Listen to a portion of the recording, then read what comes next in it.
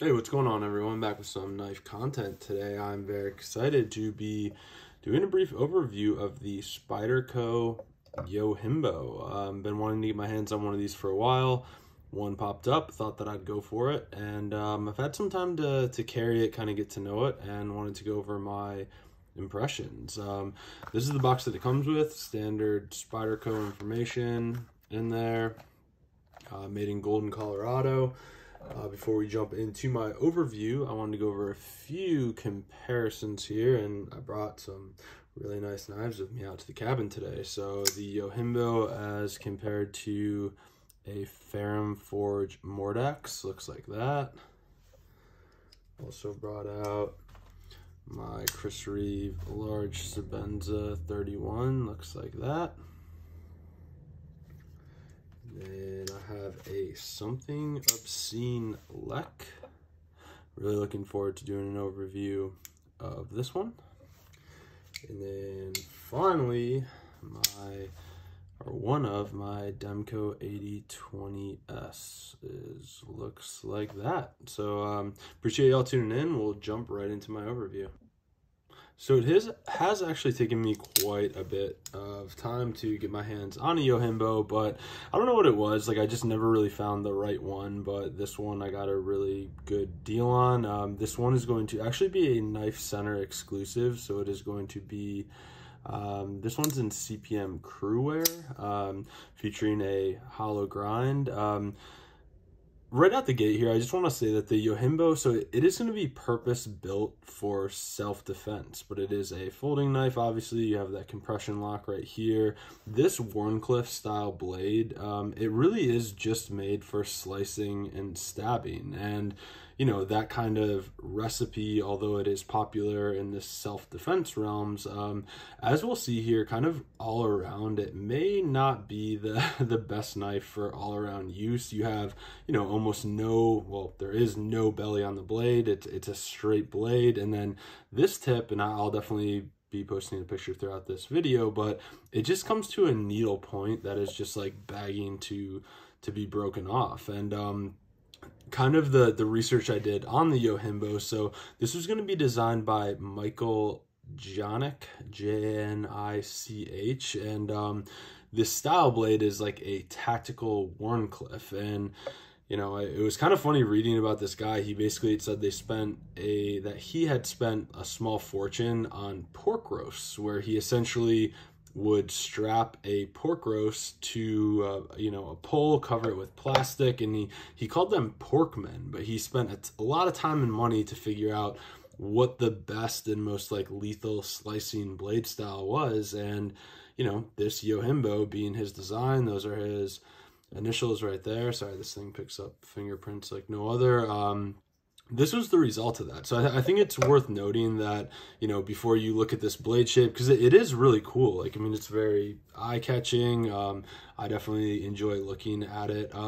This is not going to be a great all-around kind of utility knife, although it does look like a utility knife. It's definitely purpose-built for self-defense, and it's kind of counterintuitive to me that it is in a folder. Like, I'm much more used to knives kind of this design to be in a fixed blade, but we'll kind of get into that for a minute. But you know, it should just be known, like, tip strength is never going to be the strong suit of this knife, and that kind of knocks it down a couple pegs as far as like this being your only EDC folder.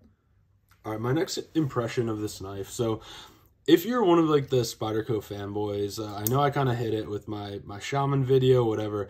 I am still not used to this compression lock, and that has just gotten worse and worse ever since my love affair or affinity for Demco and their shark lock. Like, I kind of feel like I'm getting used to this style. Like, obviously I'm used to button locks, frame locks, but then you throw a compression lock my way, and like, it's just not very, I don't know, it's not natural for me. And I know if I had more Spydercos that I carried on a regular basis, I could get used to it, but I'm constantly either trying to disengage this shark lock, if it were a shark lock, or going down here for a liner lock. So I'm really not used to that, and I kind of blame the Demco 8020 for that, just that you know, the controls are important to me. I like to be able to do stuff without really thinking about it, but I'm not really used to it with the Jojimbo and the compression lock. So if you are, great, but for me, that was definitely not a point of contention, but something that was kind of challenging with carrying this knife.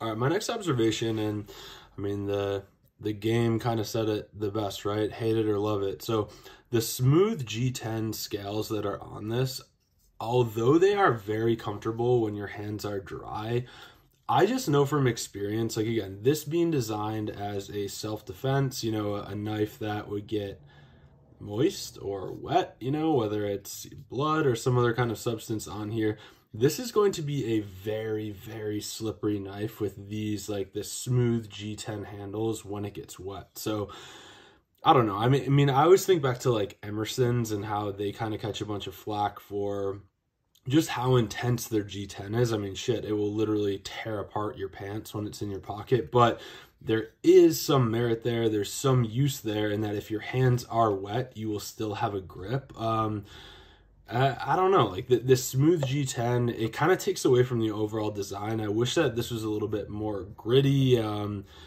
you know, and gave me more confidence that like, hey, if I had to use this in self-defense, you know, situation, you know, at the end of that, whatever, this would still be in my hand. And as it sits right now, I'm not convinced that it would be. The next observation that I had was the ergos on this are surprisingly good.